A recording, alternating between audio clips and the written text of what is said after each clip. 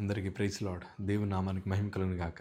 మరొకసారి మీ అందరితో కలిసి దేవుని మాటలు పంచుకోవడానికి ప్రభు నాకు ఇచ్చిన చక్కటి అవకాశాన్ని బట్టి ప్రభుని ఎంతగానో మహిమపరుస్తున్నాను. మీరందరూ బాగున్నారు కదా. మీరు పెడుతున్న ప్రతి కామెంట్కి రిప్లై ఇవ్వడం నాకు ఎంతగానో సంతోషంగా ఉంది. మీరు పెడుతున్న ప్రతి ప్రార్థన రిక్వెస్ట్ కోసం నేను అనుదినం ప్రార్థన చేస్తాను. ఎంతమంది పెట్టినా భవిష్యత్తులో దేవుడు ఎంత ఉన్నతంగా ఒకవేళ యూట్యూబ్ ఛానల్ దీవించిన ఓపికగా అందరి కోసం ప్రార్థన చేస్తాను. ఎవరిని విడిచిపెట్టను. ఎందుకంటే దేవుడు మాకు ఇచ్చిన చక్కటి కుటుంబం మీరందరూ. మీకోసం మేము ప్రార్థన చేస్తున్నాం. 2024 సంవత్సరం ముగించబడేలోపు ప్రభు మనకిచ్చిన వాగ్దానమును ప్రభు నెరవేర్చి ఆశీర్వదించుదురుగాక. ఆమేన్. ఈరోజు ఒక ప్రాముఖ్యమైన విషయాన్ని మీతో పంచుకోవడానికి ఇష్టపడుతున్నాను. మనకేదైనా బాధ కలిగినా, మనకేదైనా శ్రమ కలిగినా, ఇంకెక్కడితో అయిపోయింది నా జీవితం అని అనుకుంటూ ఉంటాం.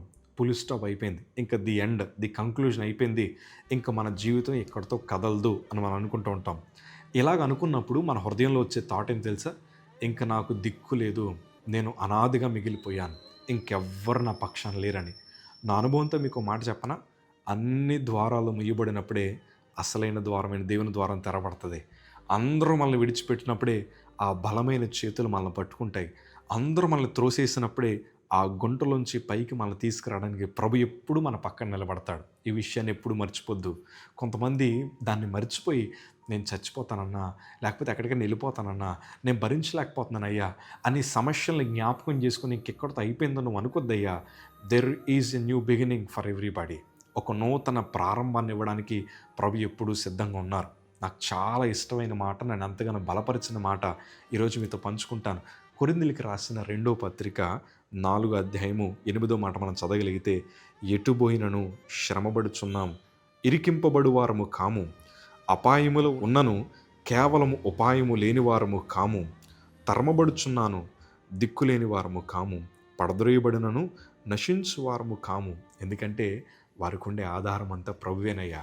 ఎందుకంటే ఎన్నో సమస్యలు వారు అనుభవించారు, దిక్కులేని వారుగా ఉన్నారు, శ్రమ పొందిన వారుగా ఉన్నారు, ఇరుకులో ఇబ్బందుల్లో నడిచిన వారు ఉన్నారు, త్రోయవేయబడిన పరిస్థితుల్లో వారు ఉన్నారు. కానీ అయినా కానీ ప్రభు వారిని ఎప్పుడు విడిచిపెట్టలేదు. అందుకే వారు చెప్తున్నారు, మాకు ఉపాయం లేక కాదు, ఆయన ఉన్నాడు, మాకు పరిష్కారం లేక కాదు, ఆయన ఉన్నాడని. ఈరోజు నేను అంటాను, అన్నీ అయిపోయాయి అని అనుకోద్దు. ఆయన నూతనంగా మన జీవితాన్ని ప్రారంభించగలిగిన దేవుడు. నాకు క్యాన్సర్ వచ్చినప్పుడు అందరూ అన్నారు ఇక్కడితో అయిపోయిందని. కానీ కాదయ్యా, అక్కడే నా అసలైన జీవితాన్ని ప్రభు ప్రారంభించారు. అన్నీ ఏమీ ఎండైపోవండి, ఆయన మన పక్షాన ఉంటాడు. దేవుడు ఉంటే చాలు. ఈరోజు ప్రియ సంగమా, ఈ వీడియో చూస్తున్న నువ్వు అన్నీ అయిపోయాయి అని అనుకోద్దు. ఫెయిల్ అయిపోయావా? ఒకసారి మళ్ళీ నిలబడు, దేవుడు ఉన్నాడు. ఒకవేళ కుటుంబం అంతా అయిపోయిందని అనుకుంటున్నావా? లేదు, ప్రభు ఉన్నాడు, నిలబడు.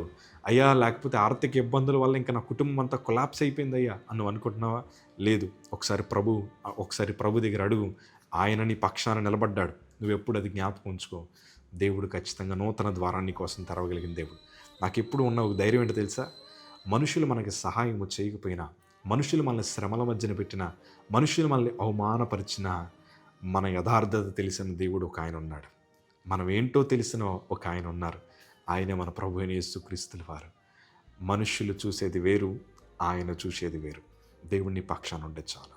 God bless you.